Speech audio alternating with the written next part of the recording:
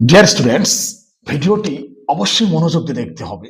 দেখো, আমরা অনেক সময় এভাবে বলি, আমাকে বাজারে যেতে হয়েছিল, আমাকে মাছ ধরতে হয়েছিল, আমাকে অপেক্ষা করতে হয়েছিল, আমাকে ঢাকায় যেতে হয়েছিল, আমাকে এই বইটা পড়তে হয়েছিল।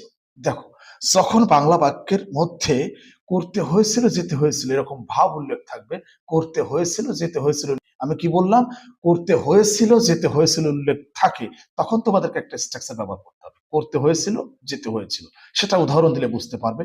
দেখো, যখন বাংলা বাক্যের মধ্যে করতে হয়েছিল, যেতে হয়েছিল উল্লেখ থাকে, তখন তোমাদেরকে এই স্ট্রাকচারটা ব্যবহার করতে হবে। Subject plus had to plus V one plus object, subject plus had to plus V one plus object.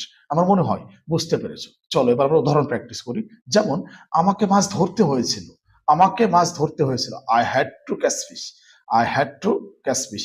আমাকে ছবি আঁকতে হয়েছিল, I had to draw picture, I had to draw picture. আমাকে অপেক্ষা করতে হয়েছিল, আমাকে অপেক্ষা করতে হয়েছিল, আই হ্যাড টু ওয়েট।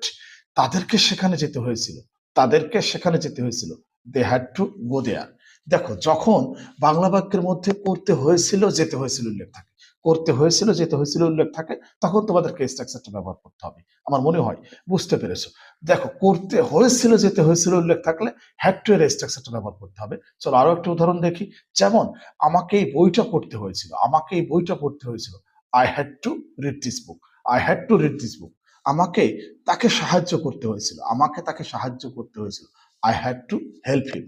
আমার মনে হয় বুঝতে পেরেছো। নিয়মিত এরকম ভিডিও পেতে অবশ্যই আমার চ্যানেলটি সাবস্ক্রাইব করে আমার সাথেই থাকবে এবং আমার ফেসবুক প্রোফাইল এবং পেজটি ফলো দিয়েই আমার সাথে থাকবে। To learn more, subscribe my YouTube channel and follow my Facebook profile. আল্লাহ হাফেজ।